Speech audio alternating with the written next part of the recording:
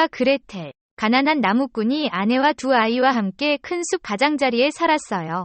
소녀는 헨젤, 소녀는 그레텔이라고 불렸어요. 먹을 것도 부러뜨릴 것도 거의 없던 헨젤은 어느 날 큰 기근이 닥쳐 일용할 양식을 구할 수 없게 되었어요. 그는 밤에 침대에 누워 불안에 떨며 뒤척이다가 아내에게 탄식하며 말했습니다. 우리는 어떻게 될까요? 우리 자신도 가진 것이 없는데 어떻게 불쌍한 아이들을 먹여 살릴 수 있겠습니까? 남편, 이렇게 하죠. 이른 아침 아이들을 데리고 숲이 가장 우거진 곳으로 가서 불을 피우고 빵 한 조각씩을 더 준 다음 우리는 일하러 가서 아이들을 내버려 두겠습니다. 그들은 집으로 가는 길을 찾지 못할 것이고 우리는 그들을 제거할 것입니다. 안 돼요, 여자여. 남자가 말했다. 그렇게는 안 할 거예요. 아이들을 숲에 혼자 두면 곧 맹수들이 와서 갈기갈기 찢어버릴 텐데 어떻게 견딜 수 있겠어요? 오, 이 바보야. 여자가 말하기를, 그럼 우리 넷은 모두 굶어 죽어야 하고 당신은 우리 관을 만들 널빤지를 대는 것이 낫겠구나. 그리고는 남자가 동의할 때까지 평화를 허락하지 않았다. 하지만 불쌍한 아이들이 너무 안쓰럽습니다. 남자가 말했다. 두 아이도 배고픔 때문에 잠을 이루지 못했고 계모가 아버지에게 한 말을 들었기 때문입니다. 그레텔은 쓰라린 눈물을 흘리며 한셀에게 말했다. 이제 우리도 다 끝났어요. 한셀은 조용히 해. 그레텔 이라며 괴로워하지 마. 곧 우리를 도울 방법을 찾을 거야 라고 말했습니다.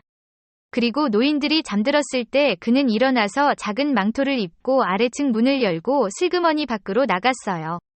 달이 환하게 빛나고 집 앞에 하얀 자갈이 진짜 은하처럼 반짝였어요. 헨젤은 허리를 굽혀 최대한 많이 코트 주머니에 넣었어요.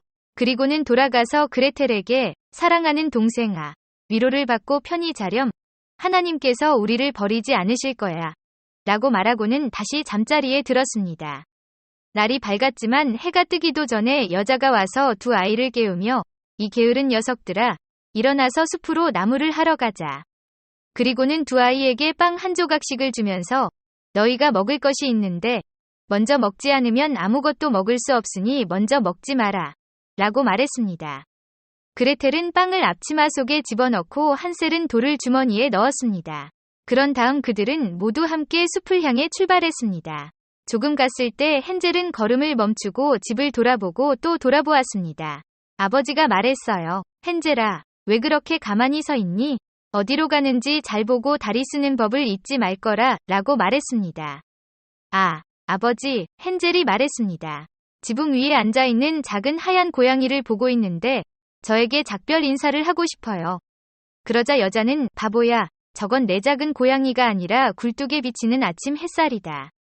그러나 한셀은 고양이를 쳐다보지 않고 주머니에서 흰 조약돌을 계속 던지며 걸어갔습니다. 숲 한가운데에 다다랐을 때 아버지는 자, 얘들아, 나무를 쌓아두면 내가 불을 피울 테니 춥지 않게 해줄게 라고 말했습니다. 헨젤과 그레텔은 작은 언덕만큼 높이 쌓인 던불더미를 모았습니다. 불이 켜지고 불길이 매우 높아지자 여자가 말했습니다. 이제 아이들아, 불 옆에 누워서 쉬고 우리는 숲에 들어가서 나무를 자르겠습니다. 다 자르고 나면 다시 돌아와서 너희를 데리러 올게. 그래서 헨젤과 그레텔은 불 옆에 앉아서 한낮이 되자 각자 빵을 조금씩 먹다가 도끼 소리를 듣고 아버지가 가까이 계신 줄 알았어요. 그러나 그것은 도끼가 아니라 바람이 앞뒤로 불고 있는 시든 나무에 고정된 나무 가지였습니다. 너무 오래 앉아 있었기 때문에 피곤에 지쳐 눈을 감고 잠이 들었습니다. 마침내 눈을 떴을 때는 캄캄한 밤이었습니다. 그레텔은 울기 시작하며 이제 어떻게 숲을 빠져나갈 수 있어요? 라고 말했습니다. 그러나 한셀은 그녀를 위로하며 달이 뜰 때까지 기다리면 곧 길을 찾을 수 있을 거라고 말했어요. 그리고 달이 가득 찼을 때 한셀은 여동생의 손을 잡고 새로 주조한 은 조각처럼 빛나는 자갈길을 따라 길을 안내해 주었어요. 그들은 밤새도록 걸었고 새벽이 되자 다시 아버지의 집에 왔습니다. 그들은 문을 두드렸고 여자가 문을 열고 헨젤과 그레텔이라는 것을 알았을 때 그녀는 말했다. 이 못된 아이들아, 왜 그렇게 오랫동안 숲에서 자고 있었니? 우리는 너희가 다시는 돌아오지 않을 것이라고 생각했습니다. 그러나 아버지는 아이들을 내버려두는 것이 가슴이 아팠기 때문에 기뻐했습니다. 얼마 지나지 않아 다시 모든 부분에 큰 굶주림이 있었고 아이들은 밤에 어머니가 아버지에게 이렇게 말하는 것을 들었습니다. 모든 것이 다시 먹어치웠고 우리는 반 덩어리가 남았고 이제 끝입니다. 아이들은 가야 합니다. 우리는 그들이 길을 찾을 수 없도록 숲속으로 더 멀리 데려갈 것입니다. 우리를 구할 다른 방법은 없습니다. 남자는 마음이 무거웠고 마지막 남은 빵을 아이들과 함께 나누는 것이 좋겠다고 생각했습니다. 그러나 여자는 남자의 말을 전혀 듣지 않고 꾸짖고 책망했습니다. A라고 말하는 사람은 B라고도 말해야 하며 처음에 주었으므로 두 번째로 그렇게 해야 합니다. 그러나 아이들은 아직 깨어 있어서 그 대화를 듣고 있었습니다. 노인들이 잠들자 헨젤은 다시 일어나 자가를 구하러 나가려고 했으나 여자가 문을 잠가 놓아 헨젤은 나갈 수 없었지만 여동생을 위로하며 그레텔아, 울지 말고 조용히 자거라. 선하신 주님께서 우리를 도와주실 거야. 라고 말했다. 이른 아침 여자가 와서 아이들을 침대에서 데리고 나왔습니다. 아이들에게 빵 한 조각을 주었지만 전보다 더 작았습니다. 숲으로 들어가는 길에 헨젤은 주머니에 있던 빵을 부스러뜨렸고 종종 걸음을 멈추고 한 조각을 바닥에 던졌습니다. 헨젤, 왜 멈춰서 뒤를 돌아보느냐? 그의 아버지가 말했습니다. 지붕에 앉아서 나에게 작별 인사를 하고 싶어하는 작은 비둘기를 보고 있습니다. 라고 한셀이 대답했습니다. 바보야, 여자가 말했죠. 그건 내 작은 비둘기가 아니라 굴뚝에 비치는 아침 햇살이야. 그러나 한셀은 조금씩 모든 부스러기를 길에 던졌습니다. 여자는 아이들을 한 번도 가본 적이 없는 숲속 깊은 곳으로 이끌었습니다. 그러자 어머니는 다시 불을 피우고는 얘들아, 거기 앉아있다가 피곤하면 조금 자도 좋다. 우리는 나무를 하러 숲으로 들어갈 테니 저녁에 일이 끝나면 너희를 데리러 오겠다 고 말했다. 정오가 되자 그레텔은 자신의 빵을 흩어놓은 한셀에게 나누어 주었다. 그러고 나서 그들은 잠이 들었고 저녁이 왔다 갔다 했지만 아무도 불쌍한 아이들에게 오지 않았습니다. 어두워질 때까지 그들은 깨어나지 않았고 헨젤은 여동생을 위로하며 그레텔, 달이 뜰 때까지 기다려라. 그러면 내가 뿌린 빵 부스러기를 볼 수 있을 거야. 그러면 다시 집으로 가는 길을 알려줄 거야. 라고 말했어요. 달이 떴을 때 그들은 출발했지만 숲과 들판을 날아다니는 수천 마리의 새들이 빵 부스러기를 모두 먹어치웠기 때문에 빵 부스러기를 발견하지 못했습니다. 한셀은 그레텔에게 곧 길을 찾을 수 있을 거야. 라고 말했지만 그들은 길을 찾지 못했습니다. 그들은 아침부터 밤까지 밤새도록 걸었지만 숲에서 벗어나지 못했고 땅에서 자라는 두세 개의 열매 외에는 먹을 것이 없었기 때문에 매우 배가 고팠습니다. 그리고 너무 피곤해서 다리가 더 이상 지탱할 수 없을 때 그들은 나무 아래에 누워 잠이 들었습니다. 그들이 아버지의 집을 떠난 지 사흘째 아침이 되었습니다. 그들은 다시 걷기 시작했지만 숲속으로 점점 더 깊숙이 들어가고 있었고 곧 도움이 오지 않으면 굶주림과 탈진으로 죽을 것 같았습니다. 정오에 그들은 나뭇가지에 앉아있는 아름다운 백설공주 새를 보았고 너무 아름답게 노래하는 것을 멈추고 귀를 기울였습니다. 노래가 끝나자 새는 날개를 펴고 그들 앞에서 날아갔고 그들은 그 새를 따라가다가 지붕 위에 있는 작은 집에 이르렀고 그 작은 집에 도착했을 때 그들은 그 집이 빵으로 지어지고 케이크로 덮여있지만 창문은 투명한 설탕으로 덮여있는 것을 보았습니다. 우리는 일하러 가자. 헨젤이 말했습니다. 맛있는 식사를 하자. 나는 지붕을 조금 먹을 테니 그레텔은 창문을 조금 먹으면 달콤할 거야. 라고 말했어요. 헨젤은 손을 뻗어 지붕을 조금 떼어내어 맛을 보았고 그레텔은 창문에 기대어 유리창을 갉아먹었습니다. 그때 방에서 부드러운 목소리가 들려왔어요. 니블, 니블, 니블. 누가 내 작은 집을 갉아먹고 있니? 아이들이 대답했습니다. 바람이에요. 하늘에서 태어난 바람이요. 그리고 서로 방해하지 않고 계속 먹었습니다. 지붕이 아주 맛있다고 생각한 한셀은 지붕의 큰 조각을 찢어 먹었고 그레텔은 둥근 유리창을 통째로 밀어내고 앉아서 먹었습니다.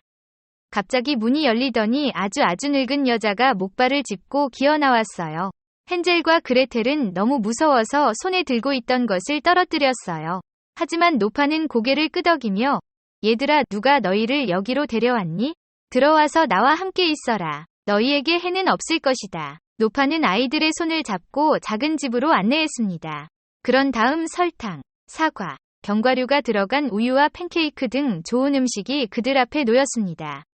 그런 다음 깨끗한 흰색 린넨으로 2개의 예쁜 침대를 만들었고 한셀과 그레텔은 그 침대에 누워 천국에 있다고 생각했습니다.